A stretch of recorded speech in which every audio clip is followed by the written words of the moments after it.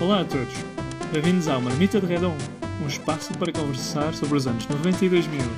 Eu sou o Marco e tenho comigo o Tiago Maurício. Bom dia.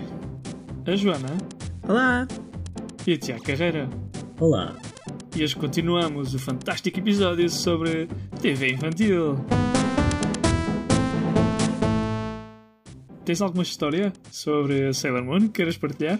Sim, eu via Sailor Moon, como muitos de nós víamos naquela altura, mas havia uma coisa bastante engraçada que eu me lembrei, que eu gostava de ver a parte em que elas se transformavam.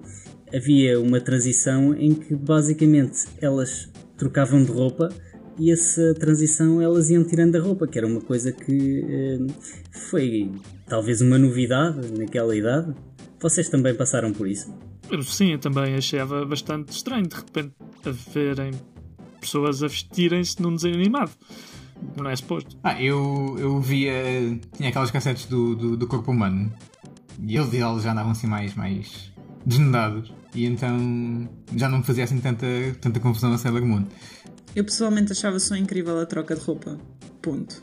Como menina que sou, eu achava incrível o facto de elas trocarem daquele uniforme da escola que parecia assim meio marinheiro para um fato assim quase super heroína.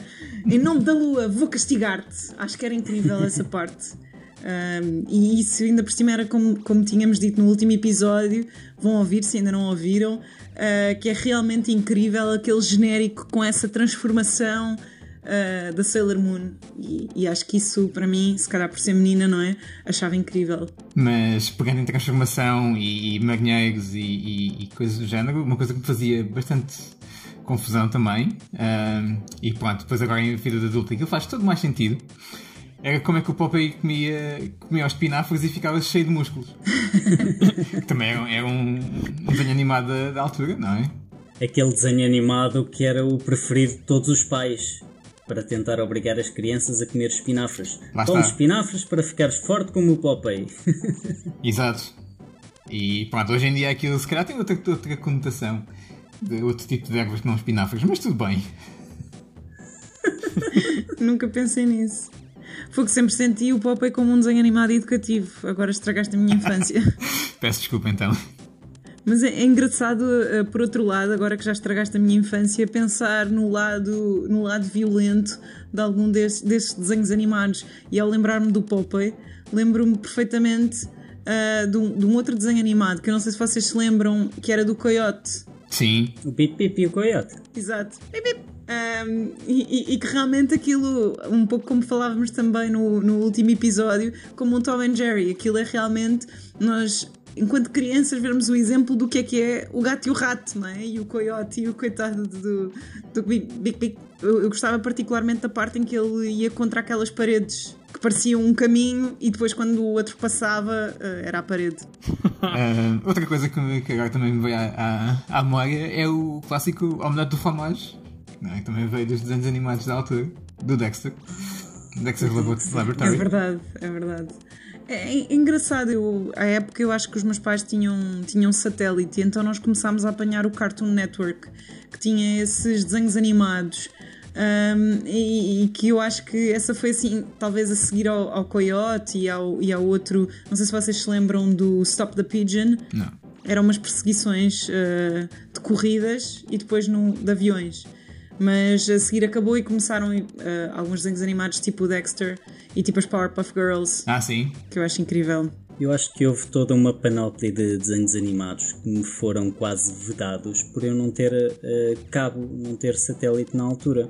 Esse era um dos exemplos. Outro exemplo que muita gente conhecia era o Doraemon, que também não dava na televisão pública.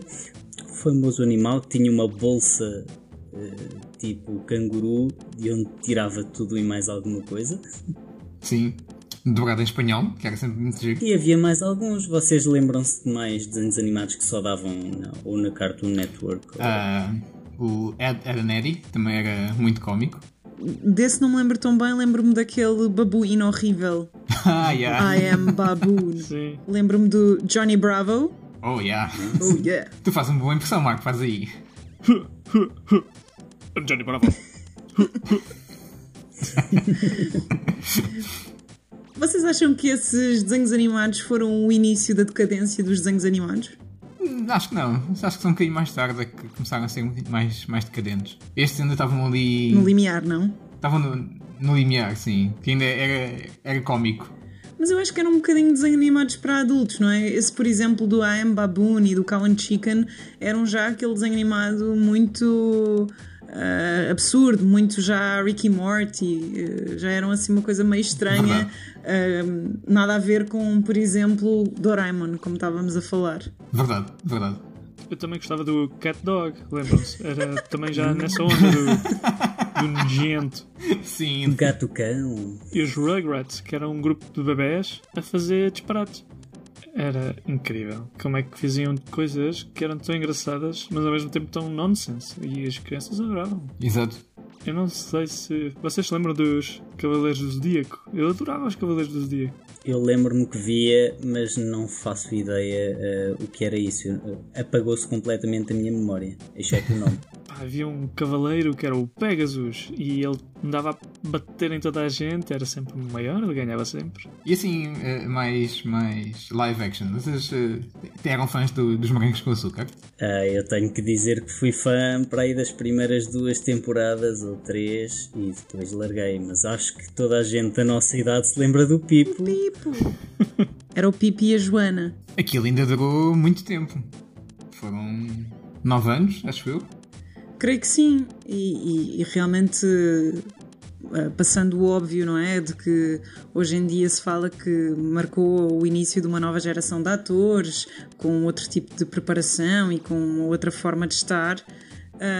A verdade é que aquele início de haver uma novela que não era nem uma novela mexicana, nem uma novela brasileira, mas uma novela adolescente portuguesa, e que não era a Malhação, foi marcante. Obviamente que aquilo era muito parecido com a Malhação, mas não era a Malhação, né? E a Joana e o Pipo falavam português. Sim, finalmente ouvi-se falar português de Portugal. Mas a Malhação era já muito estereótipo, sabes? Malta do ginásio, tudo bombadão. Sim, mas os Morangos com Açúcar também tinham esse drama já completamente adolescente.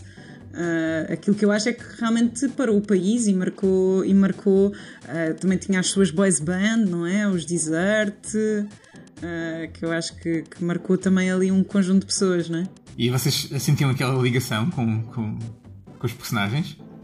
Tipo, reviam-se neles ou não? Eu pessoalmente acho que já era um bocadinho crescida para isso, então já era mais pela novela em si. Mas acredito que para alguns, talvez ouvintes mais novos, ou para vocês rapazes, que como sabemos são menos desenvolvidos, talvez isso acontecesse ainda na época. Eu na altura acho que não me identificava com nenhum, mas talvez hoje, olhando para trás, eu acho que me identificava com o Crómio. Vocês lembram-se desse? Agora que falas, acho que quando te conheci eras igual ao Crómio. Exato. Eu ouvi falar demasiado dessa personagem porque, enfim, como sempre, o estereótipo era o Crómio usar óculos e, claro, como eu usava óculos, eram todos crómios, todos que tinham óculos da escola. Mas, Maurício, tu identificavas com algum personagem? Ficámos sem saber. Não, porque nunca fui grande visualizador de novelas. Então os Morangos com Açúcar passaram um bocado ao lado. Nem quando apareceu a Rita Pereira? Eu ia muito nessa linha, Marco. Ia perguntar ao Maurício se ele era mais fã de Clube Disney na época da Carolina Patrocínio. Pronto, diria que sim.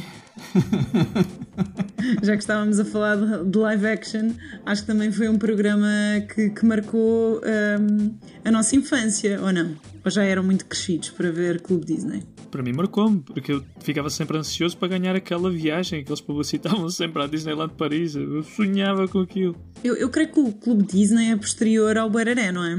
Penso que sim. Eu acho que sim. Se eu tivesse que dizer a ordem deles, eu dizia Guereré, depois aquele da TV e o Batatune e só depois o Clube Disney. Olha que não. O Clube Disney é muito antigo. O primeiro Clube Disney, não é? Pois. Se calhar houve outro depois e é esse que eu estou a pensar. Sim, o Clube Disney que nós nos estávamos a referir da Carolina Patrocínio, sim, é por essa ordem, mas houve um Clube Disney anterior, acho que até desde os anos 80. E falando do Bararé, quais eram as vossas impressões daquele AEIOU da Ana Malhoa pré-Ana Malhoa? Epá, eu só não gostava do cabelo curto, mas pronto, era sempre engraçado. Mas o que é que vocês se lembram mais do Bararé? Eu lembro da vaca araré e do boi araré. Fazia sempre lembrar a vaca que ri. Que estava doente, porque era amarela.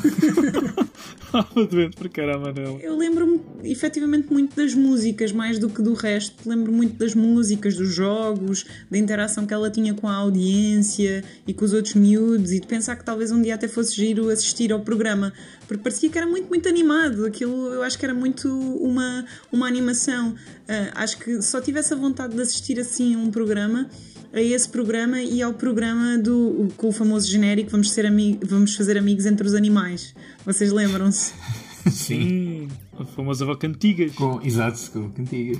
Um grande clássico. Eu acho que era mais um daqueles programas infantis que tinha sempre um fundo muito educacional e de criar essa empatia e essa relação com as crianças. O programa chamava-se Arca de Noé, só para ficar o nome para todos os ouvintes, porque realmente era um programa bonito, e para quem talvez ainda não tivesse idade para acompanhar o BBC Vida Selvagem, que acho que nós fazíamos isso todos os domingos religiosamente, não sei se vocês, mas eu adorava ligar a televisão ao domingo e ouvir, e só terminava na hora de almoçar, então era aquela sequência de duas coisas ótimas: BBC Vida Selvagem e o almoço de domingo. Eu tenho a dizer que não gostava, porque para mim o BBC Vida Selvagem significava o fim dos desenhos animados. Eu hoje em dia gosto imenso, prefiro muito mais ver o BBC Vida Selvagem, obviamente, mas na altura não. E penso que os desenhos animados que davam antes do BBC Vida Selvagem eram os Power Rangers, e depois acabavam, e era chato. Mas a voz do... Não sei se eu lembro do nome dele, de quem fazia a voz do BBC Vida Selvagem. Segundo as minhas notas é o Eduardo Rego. Exato. Mas pronto, aquilo fazia ali, tocava-te antes do almoço. Exato. Assim, eu imagino tentar ir às compras e alguém ouvi-lo a pedir a conta e imediatamente a pessoa pensar em gazelas e zebras enquanto lhes dá o recibo do supermercado. Então, e por falar de um vislumbre à realidade, vocês passaram pelaquela situação de verem os desenhos animados e sonharem estar lá, desejarem passar pelas mesmas coisas que os desenhos animados passavam? Sim, tanto com o Pokémon como com os Três Mosqueteiros. Tive esses desejos, que era ir apanhar bichos estranhos no meio de florestas, não é? Diz que instalaste o Pokémon Go. Por acaso não. 20 anos depois o teu desejo foi tornado realidade. Não instalei o Pokémon Go, mas ainda não importava de pegar numa espada e ir passear por aí em demandas contra o mal. Eram uma vez os três. Acho que o D'Artacão, a melhor coisa que ficou do D'Artacão foi mesmo a música. Toda a gente sabe a música do D'Artacão, ou pelo menos aquele início do... Tenho que discordar de ti, porque eu acho que os desenhos animados eram incríveis. Incríveis. Eu já não me lembro. Assim, primeiro achava super sinistro o Cardeal Richelieu. Sinistro. E dava medo. E achava super fofinha a amada do D'Artacão, a Julieta, e achava que eles eram assim os amigalhaços de sempre contra o mal, como dizia o Maurício. Achava tudo aquilo épico, e realmente acho que foi um trabalho muito giro de transformar um clássico da literatura num desenho animado que hoje toda a gente conhece a história.